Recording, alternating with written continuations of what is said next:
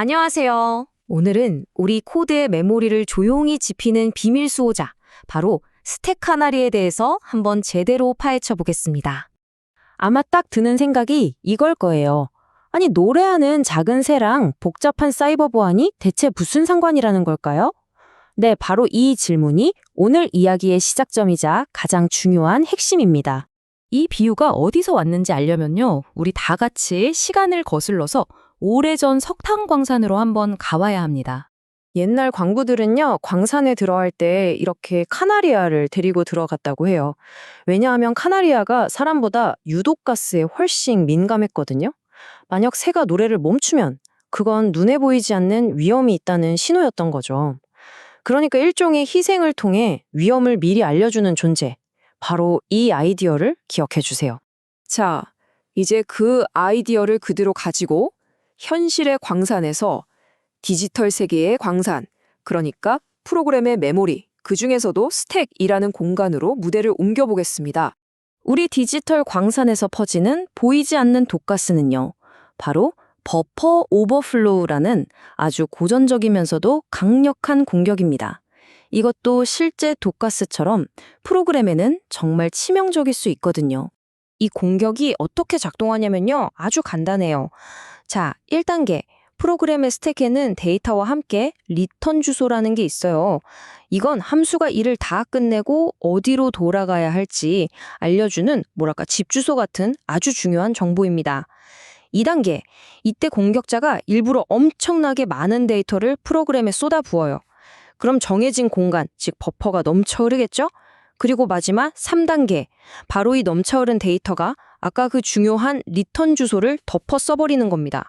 집 주소를 바꿔치기 해버리는 거죠.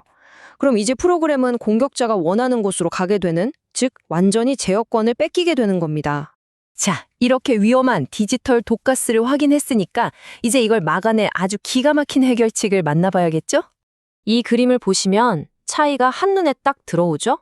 왼쪽이 평범한 스택이라면 오른쪽엔 뭔가 특별한 게 하나 추가됐습니다. 바로 저기 데이터 버퍼와 리턴 주소 사이에 떡하니 자리 잡은 저 스택 카나리가 핵심입니다.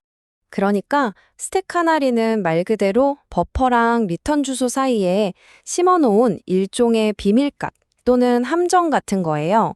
광산의 카나리아처럼 만약 버퍼 오버플로우 공격이 일어나서 이 카나리 값을 조금이라도 손상되면 프로그램은 공격이다 하고 바로 알아차리는 거죠.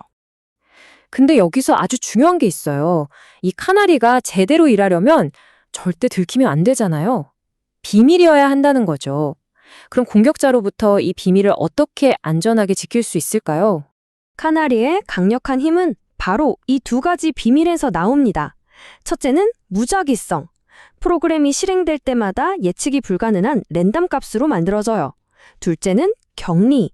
이 비밀값은 스택에 그냥 두는 게 아니라 스레드 로컬 스토리지라는 아주 특별한 금고 같은 곳에 안전하게 보관됩니다. 공격자가 쉽게 엿볼 수 없게요. 이 카나리도 사실 종류가 몇 가지 있어요. 터미네이터 카나리는 특정 종류의 문자열 공격을 아예 중간에 멈춰버리는 역할을 하고요. 랜덤 카나리는 그냥 순수한 비밀 난수죠.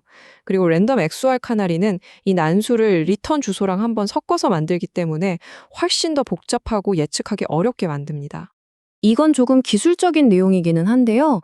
이게 뭘 보여주냐면 프로그램이 함수를 끝내기 직전에 어떻게 그 비밀값을 확인하는지를 보여주는 거예요. 이 표에 나온 특정 레지스터와 주소를 통해서 아까 말한 그 특별 금고에 있던 원본 카나리 값을 다시 가져오는 거죠. 그리고 스택에 있는 카나리랑 비교해서 너 변한 거 없지? 하고 확인하는 겁니다. 이게 바로 스택 카나리의 안전장치입니다. 자, 그래서 값을 비교해봤는데 다르다? 그럼 어떻게 될까요? 바로 게임 오버입니다. 프로그램은 include stack check fail이라는 함수를 호출해서 그냥 그 자리에서 스스로를 강제 종료시켜버리는 거예요. 공격자가 제어구를 훔쳐갈 틈을 아예 주지 않는 거죠. 근데 아시잖아요. 방패가 강해지면 창도 날카로워지는 법이죠. 공격자들도 가만히 있지는 않았습니다. 이 똑똑한 수호자를 어떻게 속이려 했는지 한번 보시죠. 첫 번째 방법은 카나리 유출인데 이건 진짜 첩보 작전 같아요. 버퍼 오버플로우를 일으키기 전에 프로그램의 다른 약점을 이용해서 카나리라는 비밀 정보 자체를 먼저 몰래 훔쳐내는 겁니다. 이 공격 단계를 보면 왜 이게 무서운지 알 수 있어요. 1단계, 다른 취약점으로 스택에 있는 카나리 값을 그대로 읽어버립니다. 2단계, 그리고 그 훔친 값을 자기 공격 코드에 살짝 포함시키는 거죠. 그럼 3단계에서 프로그램이 검사를 할 때 카나리 값이 똑같네? 문제 없음 하고 그냥 통과시켜버리는 거예요. 비밀번호를 훔쳐서 그냥 당당하게 문 열고 들어가는 거랑 똑같은 거죠. 두 번째 방법은 무차별 대입인데요. 이건 좀 특별한 서버 구조의 허점을 노리는 거예요. 포크라는 명령으로 자식 프로세스를 계속 만들어내는 서버의 경우 이 자식들이 부모의 카나리 값을 그대로 복사해 가거든요. 공격자는 이걸 이용해서 카나리 값을 한 바이트씩 추측해서 던져보는 겁니다. 프로그램이 죽으면 틀렸네? 멀쩡하면 이거 맞췄다. 이런 식으로요. 이걸 반복해서 비밀값 전체를 알아내는 거죠. 이 숫자 좀 보세요. 1024. 이게 뭘 의미하냐면요. 원래라면 32비트 카나리는 경우의 수가 40억 개가 넘어요. 이걸 언제 다 맞춰보겠어요. 그런데 이 공격 기법을 쓰면 고작 1024번의 시도만으로 비밀값을 알아낼 수 있다는 겁니다. 정말 엄청나게 효율적인 공격인 거죠. 자, 그럼 이쯤에서 정리를 좀 해봐야겠습니다. 이 모든 걸 종합해 볼 때 스택 카나리는 어떤 의미를 가질까요? 그리고 이게 현대 소프트웨어 보안에서 왜 그렇게 중요할까요? 이 한 문장이 스택 카나리를 정말 잘 요약해 줍니다. 그러니까 그냥 무식하게 버퍼를 쭉 밀고 들어오는 정직한 공격은 기가 막히게 잘 막아내요. 하지만 우리가 방금 봤던 것처럼 비밀값을 미리 훔쳐내거나 집요하게 추측하는 그런 교묘한 공격에는 약점을 보인다는 거죠. 자, 오늘 내용의 핵심만 다시 짚어볼게요. 스택 카나리는 버퍼 오버플로우를 막기 위한 탄광 속 카나리와 같은 존재입니다. 그 힘은 무작위성과 격리에서 나오고요. 요즘 컴파일러들은 이걸 거의 자동으로 넣어줄 만큼 기본적인 방어 기술이 됐어요. 하지만 절대 무적은 아닙니다. 다른 공격에 의해 우회될 수 있다는 점을 꼭 기억해야 합니다. 그래서 마지막으로 이 질문을 던져봅니다.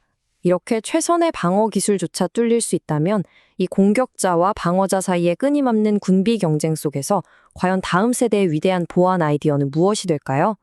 이 질문을 여러분께 남기면서 오늘 설명을 마치겠습니다.